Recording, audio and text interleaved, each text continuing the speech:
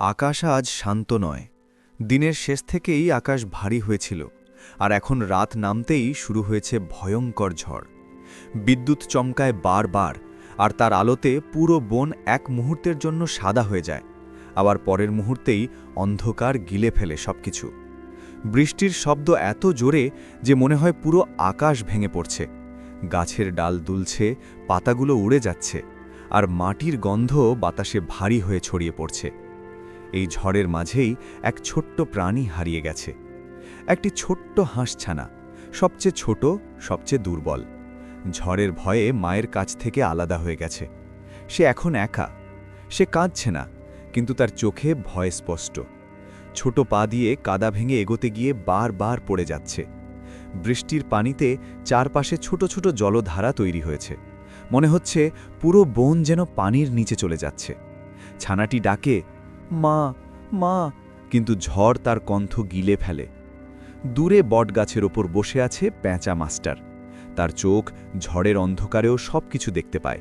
সে বুঝতে পারে একটি জীবন বিপদে আছে।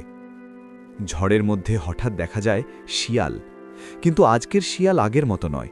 সে শিকার করতে বেরোয়নি, সে যেন কিছু খুঁজছে। তার চোখে আগ্রাসন নেই, আছে অস্থিরতা। হঠাৎ একটি বজ্রপাত পুরো বনকে কাঁপিয়ে দেয়। সেই আলোতে শিয়াল দেখতে পায় ছোট্ট ছানাটিকে, একটি গাছের নিচে কাঁপছে। সে ধীরে ধীরে এগিয়ে যায়। ছানাটি ভয়ে গুটিয়ে যায়। সে ভাবে এখন সব শেষ, কিন্তু শিয়াল থেমে যায়। তার চোখে এক মুহূর্তের দ্বন্দ্ব দেখা যায়। শিকারী প্রবৃত্তি নয়, এইবার কিছু অন্য অনুভূতি কাজ করে। সে ধীরে মাথা নিচু করে ছানাটার সামনে দাঁড়ায়, আক্রমণ নয়, ছায়ার মতো ঢাল হয়ে।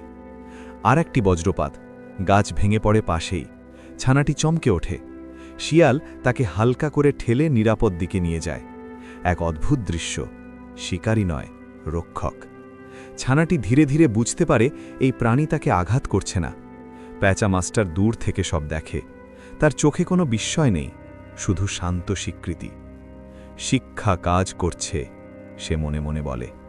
ঝড় আরও বাড়ে, বাতাস উল্টো দিকে বইছে, ডাল ভেঙে পড়ছে, পানি চারদিকে ছড়িয়ে যাচ্ছে। শিয়াল ছানাটিকে দাঁত দিয়ে ধরে না, বরং শরীর দিয়ে ঢেকে ঝড় থেকে বাঁচায়। ছানাটি ধীরে ধীরে শান্ত হয়।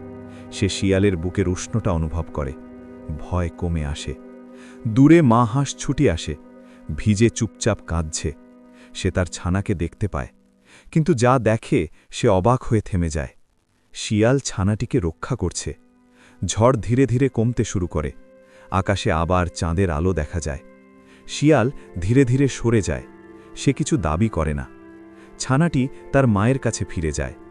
মা হাঁস তার ছানাকে জড়িয়ে ধরে। চোখে জল, কিন্তু এইবার সেটা ভয়ের নয়, রক্ষার আনন্দের। দূরে শিয়াল একবার ফিরে তাকায়। তার চোখে এবার শিকারীর আলো নেই, আছে নীরব শান্তি। বটগাছে বসে পেঁচা মাস্টার শেষ কথা বলে। ঝড় শুধু আকাশে হয় না, ঝড় হয় মনেও। যে মন থেমে যায় সেই প্রকৃতিকে বোঝে। রাত আবার শান্ত হয়ে যায়, কিন্তু এই ঝড় একটি সত্য রেখে যায়। সব প্রাণী শত্রু নয়, কিছু প্রাণী শুধু পরিস্থিতির কারণে হারিয়ে যায়।